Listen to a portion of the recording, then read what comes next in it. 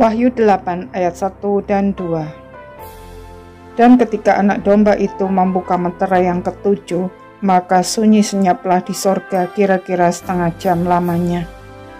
Lalu aku melihat ketujuh malaikat yang berdiri di hadapan Allah, dan kepada mereka diberikan 7 sangkakala.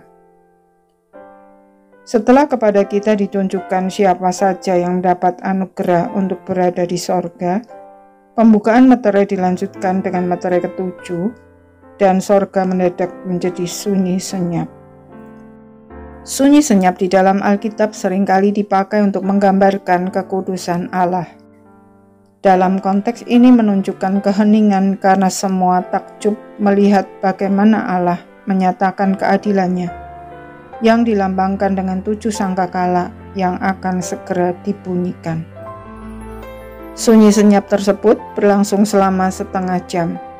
Maksudnya bukan harafiah setengah jam, melainkan menunjukkan bahwa seluruh kejadian yang dilambangkan dengan 7 sangkakala itu terjadi di dalam waktu, yaitu saat ini, bukan baru nanti dalam kekekalan.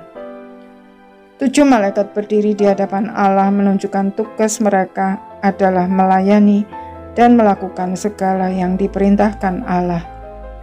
Mereka memegang 7 sangkakala untuk mengumumkan penghukuman yang segera akan dilaksanakan.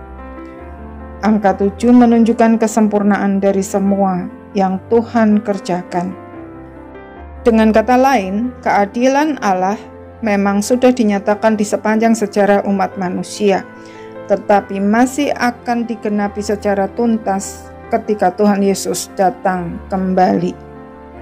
Tuhan menunjukkan semua ini kepada orang percaya agar kita mengerti bahwa ketika Tuhan nampak tidak berbuat apa-apa untuk menghentikan kejahatan, bukan berarti Dia menyetujui hal tersebut atau tidak berdaya menghadapinya.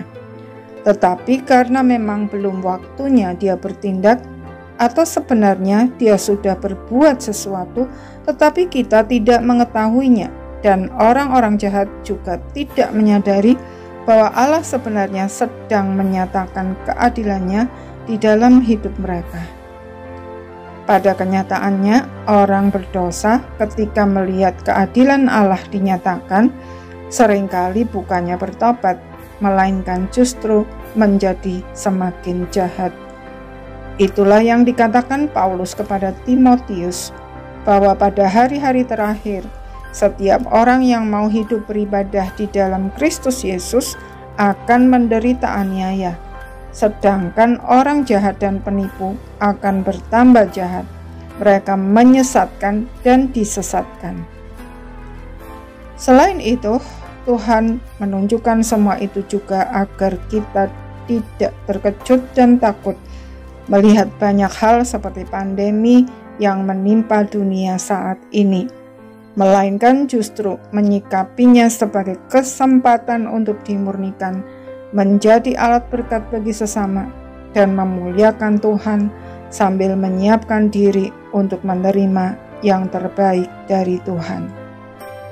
Kiranya Tuhan menolong kita untuk menggunakan kesempatan yang masih ada ini dengan sebaik-baiknya.